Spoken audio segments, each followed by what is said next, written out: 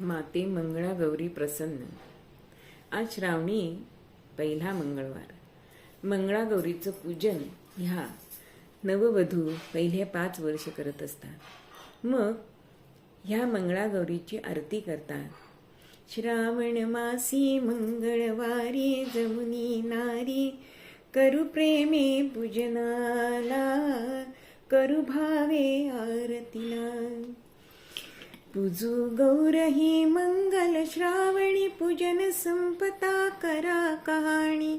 सौभाग्याची करा मागणी, जोडून दोन्ही कराला, करू प्रेमे पूजनाला, करू भावे आरतीला.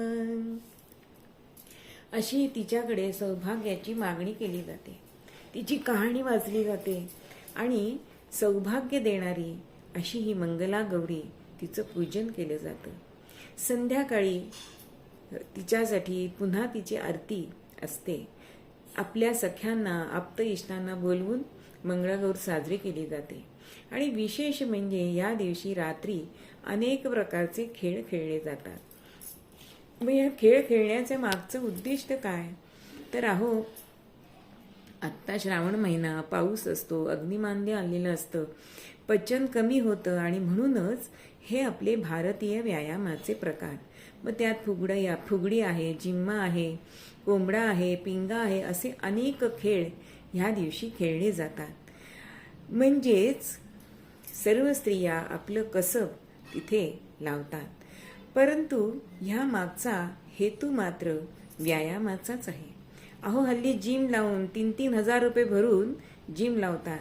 पण मंगळागौरीचे खेळ आठवड्यातनं एकदा असे 4 आठवडे खेळले तर तो व्यायाम आपल्याला पूर्ण वर्षभर पुरतो, असा त्याच्या मागचा हेतू आहे. पण रात्र पूर्ण जागवली जाते. त्या दिवशी सुद्धा सगळं निर्लप केलं जातं. म्हणजे भाजकं. ह्याच्या मागे सुद्धा काय हेतू आहे?